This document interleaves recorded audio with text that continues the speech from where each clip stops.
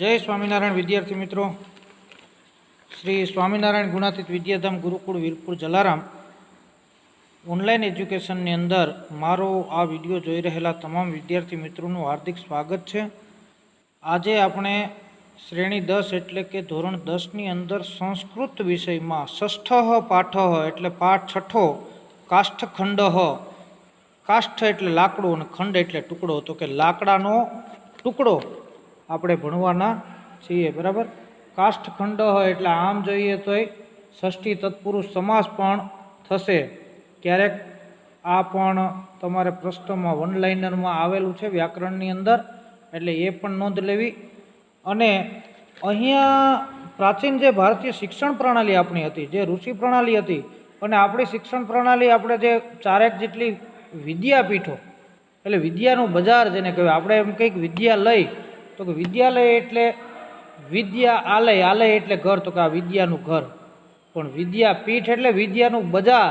અને એવી વ્યવસ્થા જ્યાં દેશ દેશાવરના લોકો એટલે વિદેશી લોકો અહીંયા ભણવા આવતા, અને એને જ્યારે અહીંયા સ્થાન મળતું ને પ્રવેશવા માટે અને અભ્યાસ કરવા માટે, ત્યારે જે લોકોને આમાં ઇન્ટરેસ્ટ હતો શિક્ષણમાં, એ લોકો એટલા બધા આનંદિત થતા કે ભારતની આ શિક્ષણ વ્યવસ્થાની અંદર એવી વિદ્યાપીઠોમાં અમે પ્રવેશ મેળવ્યો.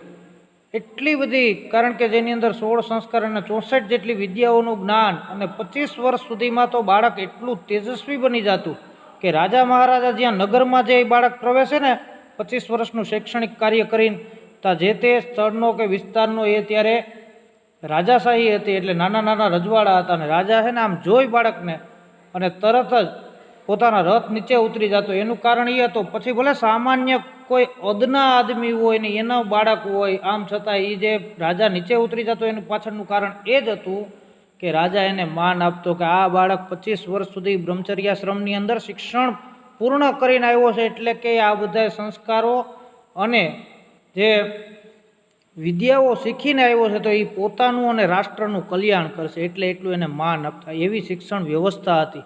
આ તો અંગ્રેજો અહીંયા આવ્યા અને આપણી શિક્ષણ વ્યવસ્થા છે એને ખોરવી નાખી. બરાબર. પણ આ ઋષિ પ્રણાલીની જે શિક્ષણ વ્યવસ્થાના તત્કાલીન પરિસ્થિતિનું વર્ણન આબેહૂબ અહીંયા મૂકવામાં આવ્યું. કેવી શિક્ષણ વ્યવસ્થા હતી.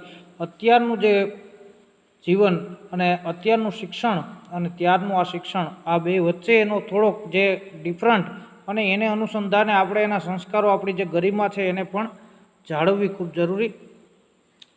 પ્રાચીન ભારતીય શિક્ષણ પ્રણાલીમાં ગુરુ શિષ્યનું સાનિધ્ય મહત્વનું હતું, અને અત્યારે પણ મહત્વનું છે. ગુરુ અને શિષ્ય, કારણ કે અત્યારે કોરોના કાળમાં દ્વિધ્રુવી પ્રક્રિયા નથી થતી, એટલે બેને ગુરુ અને શિષ્ય, આપણે જે આ મોબાઈલ માધ્યમથી આપણે, હું અને તમે જે મારો વિડીયો નિહાળી રહેલા એ તમામ વિદ્યાર્થીઓ આપણે મળીએ, પરંતુ જે આપણે સામસામે જે દ્વિધ્રુવી પ્રક્રિયા થાય એ તો થતી નથી. બરાબર.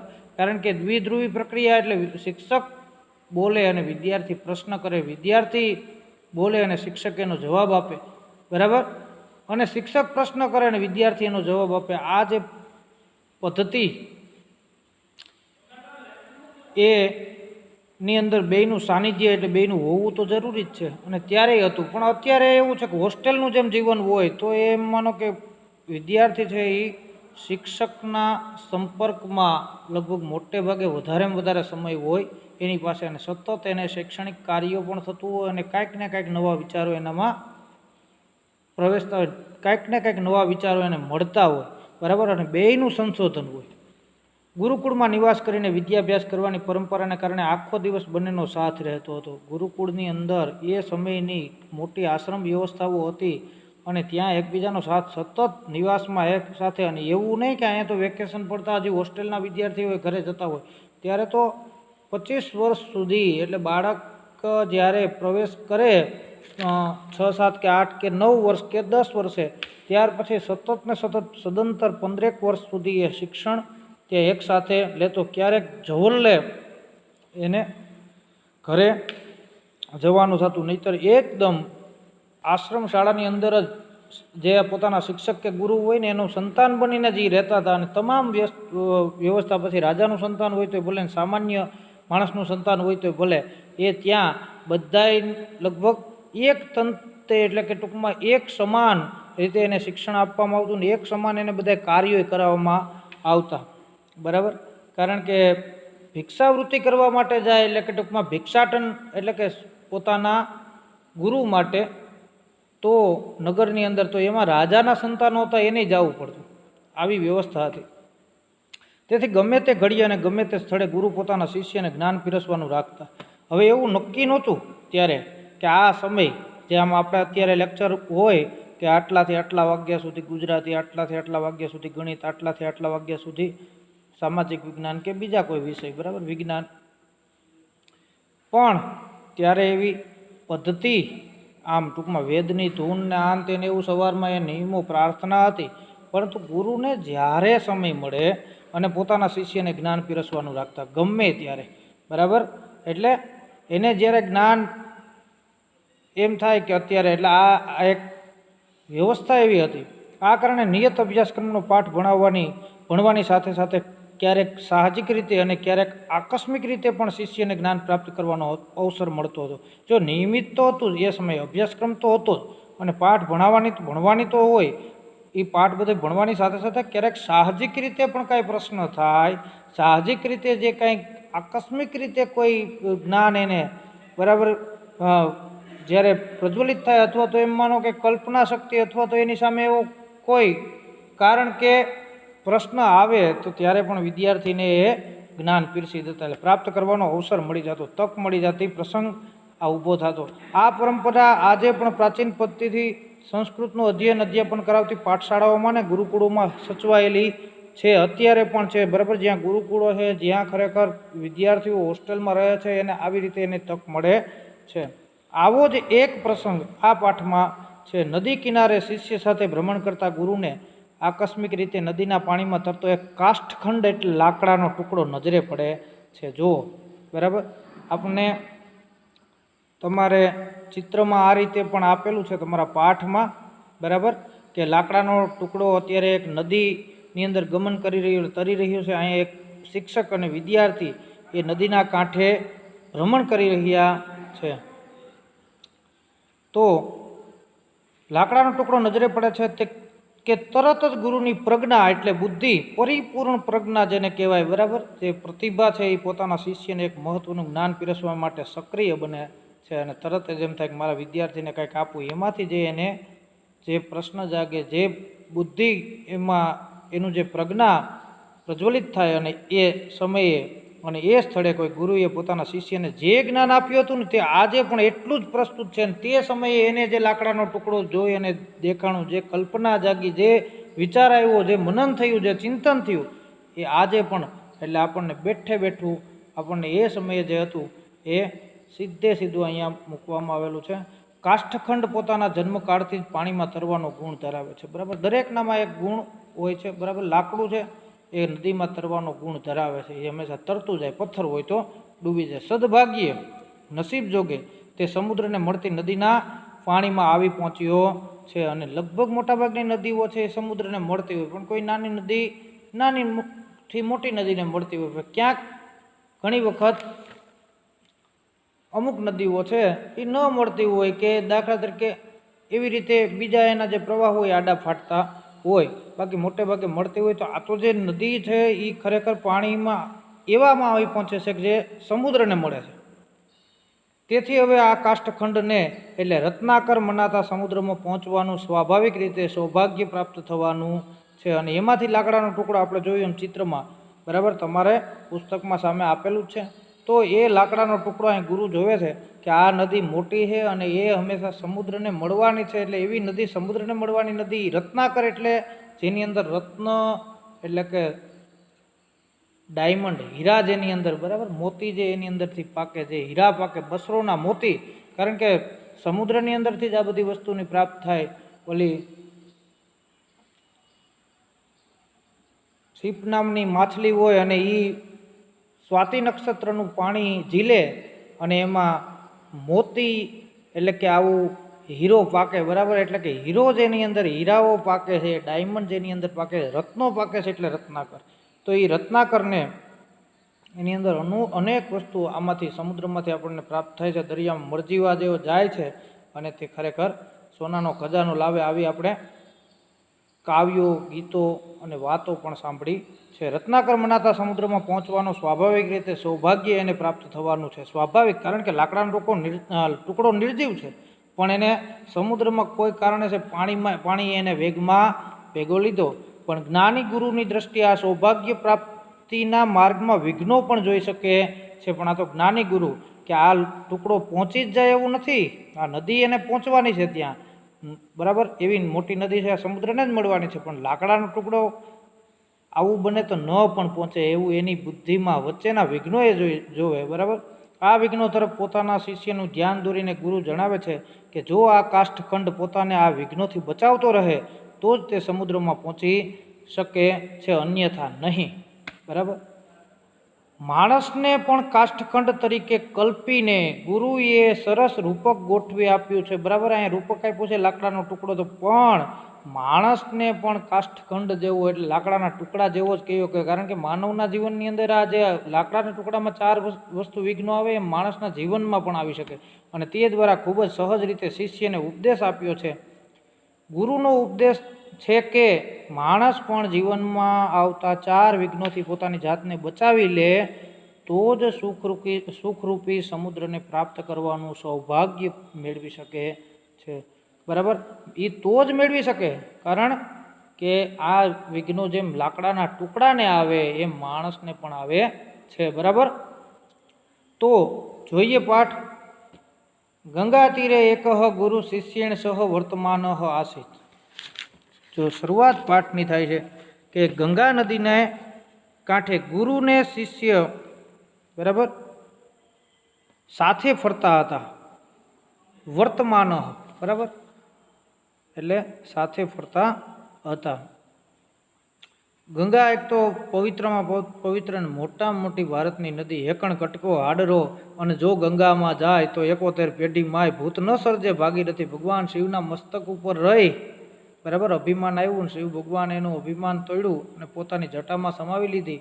પણ પછી તો માતાજીનું એટલું બધું, એક તો સ્વર્ગની નદી, મોટામાં મોટી નદી ભારતની, અને સ્વર્ગમાંથી આવીને ભગવાન શિવના મસ્તક ઉપર રહે, એટલે આપણે એટલું મહત્વ માનીએ છીએ કે માણસ મૃત્યુ પછી એના અસ્થિ, એના હાડકા જે છે એ એની અંદર પધરાવવામાં આવે એટલે એને મોક્ષ પ્રાપ્તિ થઈ જાય, એને અધોગતિ નથી થતી. એટલે હેકણ કટકો હાડરો, એક કટકો જો હાડકા તણો જો જે તે ન કૌટુંબિક કોઈનો જો હેકણ કટકો હાડરો જો ગંગામાં જાય તો 71 પેઢીમાં ભૂત ન સર્જે ભાગી રીતે. આપણે એવી માન્યતા છે કે ભૂત પ્રેત આ તે એને ટૂંકમાં સદગતિ ન થાય, પણ સદગતિ 71 પેઢી સુધી થઈ જાય, એટલી પવિત્ર નદી આ ગંગા નદી.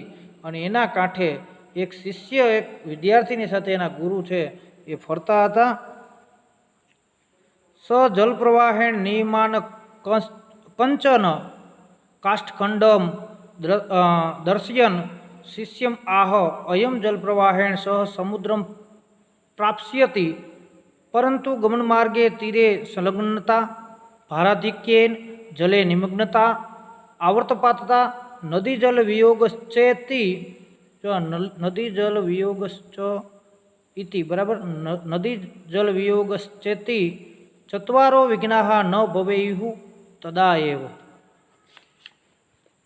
કે ગંગા નદીના કિનારે બે ફરતા હતા. એમાં જલ પ્રવાહને નિયમાન એટલે પાણીના પ્રવાહ વડે લઈ જવાતા, પાણીના પ્રવાહમાં જતો એક લાકડાનો ટુકડોને દર્શયન એટલે બતાવતા, દેખાડતા. ગુરુ એના વિદ્યાર્થીને, એના શિષ્યને બતાવે છે.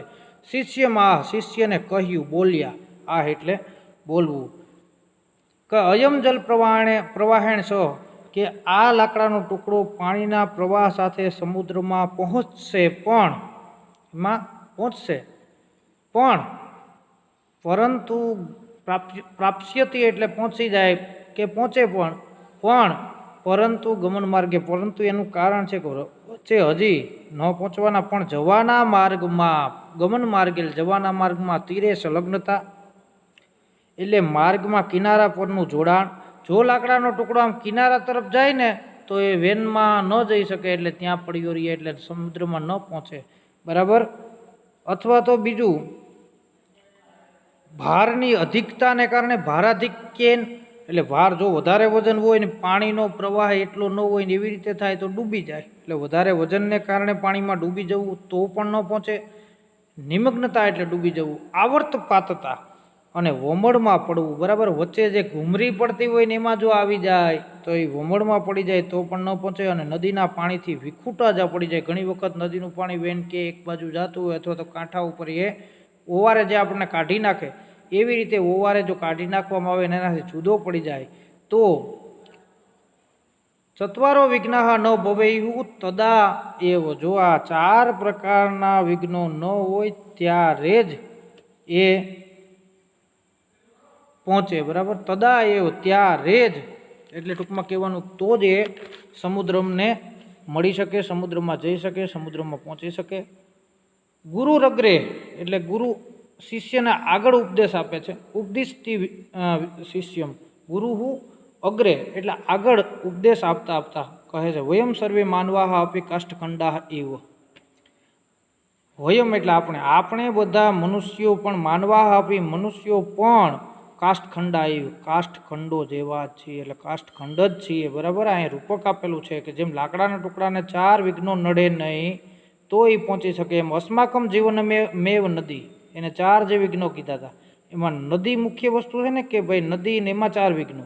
તો નદીમાં તો જતો હતો કે આપણું જીવન જ નદી છે, પેલું તો માણસનું, મનુષ્યનું. અસ્માકમ જીવનમ એવ નદી એટલે આપણું જીવન જ નદી છે. પરિવાર પ્રવાહ રૂપ તત્ર સ્નેહ રૂપમ જલમ વહતી. અને પરિવાર પ્રવાહ રૂપ, અને પરિવાર છે તે પ્રવાહ રૂપ છે, તે વેગવાન જે પ્રવાહ જે ધસમસતો જતો હોય એ પરિવાર છે, બરાબર. અને તત્ર સ્નેહ રૂપમ અને ત્યાં સ્નેહરૂપી જળ વહે છે, જલમ વહતી. સ્વકીય પરિવારે જીવનમ જીવંત કાષ્ઠરૂપા વયમ સુખપૂર્ણ સંસાર રૂપમ સમુદ્રમ અવશ્યમ પ્રાપ્તુમ શક્નુમઃ યદિ ચત્વારો વિઘ્ના ન ભવંતી.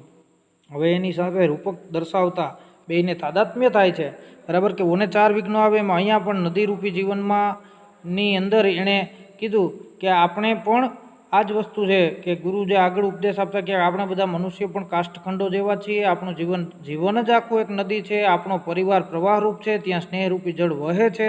પોતાના પરિવારમાં જીવન જીવતા લાકડાના ટુકડાઓ રૂપ આપણે સૌ સુખથી ભરેલા સંસાર સાગરમાં જરૂર પહોંચી શકીએ છીએ જો 4 વિઘ્નો ન હોય તો, બરાબર. યદિ ચત્વારો વિઘ્ના ન ભવંતી, જો 4 વિઘ્નો આ સંસારરૂપી સમુદ્રની અંદર, બરાબર, આપણે કહીએ ને કે ભવસાગર આ જે પાર કરવો એની અંદર આ સંસારને જે સુખમય રીતે જો જીવી જવું હોય તો આ 4 વિઘ્નો આપણા જીવનમાં આવવા જોઈએ નહીં અને આપણે લાવવા જોઈએ નહીં. તો કે ક્યાં ક્યાં? તો કે જીવને કીદૃશા વિઘ્નાઃ ભવંતી ઇતિ શિષ્ય અપૃચ્છત. હવે શિષ્યએ વિદ્યાર્થીએ પ્રશ્ન કરે, મેં કીધું એમ દ્વિધ્રુવી પ્રક્રિયા કે જીવનમાં કેવા વિઘ્નો હોય છે એમ શિષ્યએ ખરેખર પૂછ્યું. શિષ્યએ પૂછ્યું જીવનમાં કેવા વિઘ્નો હોય છે. કીદૃશા વિઘ્નાઃ ભવતી ઇતિ ભવતઃ ઇતિ એટલે કેવા પ્રકારનો હોય એમ અપૃચ્છત એટલે શિષ્યએ પ્રશ્ન કર્યો. ગુરુહુ સમુપાદિશત એટલે સમુપાદિશત નદીરૂપે જીવને આહાર નિદ્રા ભયાદય તીરભૂતા સંતિ. ગુરુએ ઉપદેશ આપતા કહ્યું, સમુપાદિશત એટલે આગળ હવે ઉપદેશ આપતા કહ્યું કે નદીરૂપે જીવને કે આ નદીરૂપી જીવનમાં આહાર નિદ્રા ભયાદય એટલે ભય વગેરે તીર રૂપ બનેલા છે. જેમ ઓલાને કાંઠા ઉપર જો એ રહી જાય તો એ આગળ ન વધે એમ આની અંદર આહાર એટલે આપણે કહીએ કે આહાર આપણા તાસીરને અનુકૂળ આપણે લેવો જોઈએ, આપણા પ્રમાણ માપમાં આપણે લેવો જોઈએ, બરાબર. અને નિદ્રા એટલે કે ઊંઘ પણ પ્રમાણ માપમાં જ કરવી જોઈએ, જેટલી જોઈએ ઓછી એ નહીં વધારે નહીં. અને ભય તો ભય પણ એવો ન રાખવો જોઈએ, બરાબર. એટલે નિડર થઈને પડવું જોઈએ વગેરે તીર રૂપા બનેલા છે. જો ભય આ બધી વસ્તુ છે એ ખરેખર કાંઠાનું જોડાણ છે, એટલે આપણે આગળ વધી શકીએ નહીં. કાંઠો મૂકી જ ન શકીએ તો કાંઠો મૂકી ન શકીએ એટલે આગળ વધી શકીએ નહીં, ક્યાંય વેગમાં તો જવાના જ નથી. સાહસની વાત કરી કે સાહસ હોય તો સિદ્ધિ પ્રાપ્ત થાય એ વાત પણ આપણને અહીંયા સૂત્રાર્થ જે છે એનું એ પણ અહીંયા સાર્થક થાય છે એવું કહેવા જાય છે. તીરભૂતા સંતિ તે તીરરૂપી છે. તીરેષુ સંલગ્નતા નામ આહાર નિદ્રા ભયાદિ નામ સેવને સતતમ પ્રવૃત્તિ. આ તીર રૂપી આ કિનારો ઉપર જોડાણ એટલે આહાર નિદ્રા ભય વગેરેના સેવનમાં સતત પ્રવૃત્ત રહેવું. એવું નથી કે ભય પણ હોવો જોઈએ, નિદ્રા પણ હોવી જોઈએ, આહાર પણ હોવો જોઈએ, પણ સતત ને સતત એમાં પ્રવૃત્ત રહેવું એમ નહીં. આપણે દાખલા તરીકે એમ માનો કે આપણું બોડી લેંગ્વેજ જાળવવા માટે આપણે વ્યાયામ કરતા હોય તો એનું માપ હોય કે અડધો કલાક. પછી સતત ને સતત આપણે એમ માનો કે આખો દિવસ આપણે ઉઠ બેસ કર્યા કરીએ તો એનો કોઈ અર્થ નથી. એટલે અતિ સર્વત્ર વર્જ્યતે, ટૂંકમાં એનું માપ, પ્રમાણ માપ. એટલે ઊંઘ કરવી જોઈએ, આહાર લેવો જોઈએ, બરાબર, આનંદ માણવો જોઈએ. ભય પણ ક્યારેક હોવો જોઈએ બાબતનો, કારણ કે તો પણ એનું માપ અતિ જો વધી જાય અને સતત સેવન થાય તો એ શક્ય નથી, એટલે આગળ ન વધી શકે. વસ્તુતઃ અસ્તુ, તો વસ્તુતઃ તું એટલે ખરેખર તો, કે હકીકતમાં તો આહારાદય સેવન્યા ભવંતી તથાપિ તત્ર સતતમ સંલગ્નતા વિઘ્ન એવ. ટૂંકમાં જો એમ કે જો સતત પ્રવૃત્ત રહેવું, હકીકતમાં તો આહાર વગેરે સેવવા યોગ્ય છે, એટલે બધું એનું ભોજન વગેરે લેવું જોઈએ, નિદ્રા પણ કરવી જોઈએ, પણ તો પણ તેમાં સતત લાગેલા રહેવું એ વિઘ્ન જ છે. સતત ને સતત અતિ યોગ્ય નથી. આહાર નિદ્રા ભયાદિષુ સતતમ પ્રવૃત્તિ રૂપ વિઘ્ન ભવતી ચેત કાષ્ઠખંડા રૂપ વયમ સુખરૂપમ સમુદ્રમ પ્રાપ્તું ન શક્નુમઃ. અને સતત ને સતત તો પણ તેમાં સતત લાગેલા રહેવું અને એક વિઘ્ન જ છે. આહાર નિદ્રા ભય વગેરેમાં સતત જો પ્રવૃત્ત રહેવું એ જો વિઘ્નરૂપ બને તો કાષ્ઠખંડ રૂપે રહેલા આપણે સુખ સાગરમાં પહોંચી ન શકીએ, બરાબર. કાષ્ઠખંડ રૂપા વયમ એટલે આપણે સુખરૂપી સમુદ્રમાં પહોંચી શકીએ ન પહોંચી શકીએ, કારણ કે સતત ને સતત એક વાતમાં એમ નથી કહેતા કે ભાઈ આપણા ઘણી વખત એમાં આપણા ખાવા પીવાના શોખ, બરાબર, એ પણ મહત્વનું છે કે ભાઈ આ સુખરૂપી સંસારની અંદર અમુક વ્યસનો આપણને હોવા જોઈએ નહીં. ખોરાક છે એ આપણા જે વ્યવસ્થિત આપણો જે સાત્વિક ખોરાક છે એ પ્રમાણ માપમાં હોવો જોઈએ. એટલે એ બધું આહાર અને વિહાર બહુ મહત્વની બાબત છે. આપણને અહીંયા ચિત્ર બતાવેલું છે, બરાબર, એમાં જે એ દર્શાવે તો આપણે અહીંયા એ પોઈન્ટ પૂર્ણ કરી આજનો ટોપિક એટલે આપણો પૂર્વાર્ધ ભાગ, એક ભાગ આપણે પૂર્ણ કરીએ છીએ. આગળ ઉપરનો જે વિડીયોમાં આપણે બીજો એનો ઉત્તરાર્ધ એટલે બીજો ભાગ આપણે જોઈશું. તો અહીં આજનો આપણો ટોપિક પૂર્ણ કરીએ. જય સ્વામિનારાયણ.